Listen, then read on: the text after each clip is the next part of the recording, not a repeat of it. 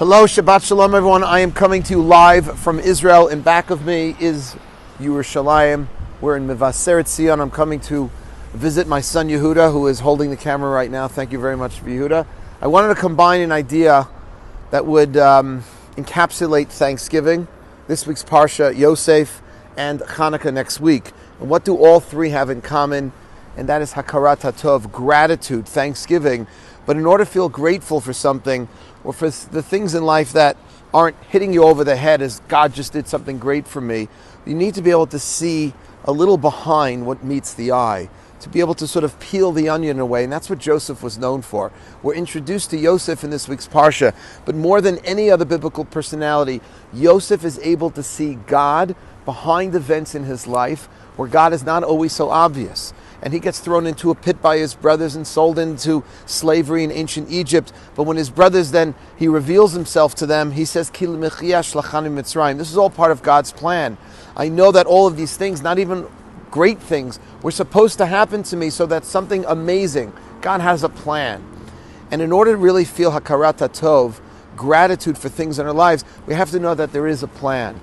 And that applies to Chanukah, because Chanukah celebrates the Jewish people's holding on to their Jewish identity in the face of Greek Hellenism. And the Jewish community held true and stayed true to their Jewish traditions despite the fact that the Hellenists wanted to destroy the Jewish people. But they needed to be able to see that God was behind that. And what miracle demonstrates God behind the miracles on the battlefield? That the small Chashmonayim, the Maccabees were able to successfully revolt against the far superior and larger Greek forces.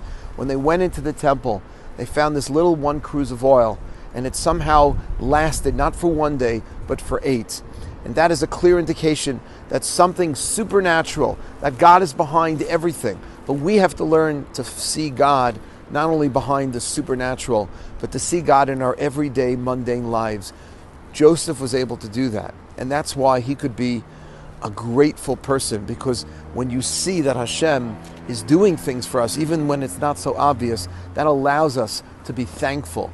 Thanksgiving is a time to express gratitude to the Almighty for the basic gifts of life. Chanukah is a time to recognize God behind the overt miracles, like the Pach HaShemen, like the flask of oil, but even the miracles on the battlefield. Joseph is the biblical personality that teaches us to do that. If we could try to find God behind the little things in our lives, even the things that don't look so miraculous, we'll be able to be that much more grateful. And you know that people who are more grateful are happier people, because they can recognize the wonderful things that are already happening to them, instead of putting all of our happiness eggs, if you will, in the future basket. We can see what we've got right now. Happy Thanksgiving, Shabbat Shalom, and Happy Chanukah.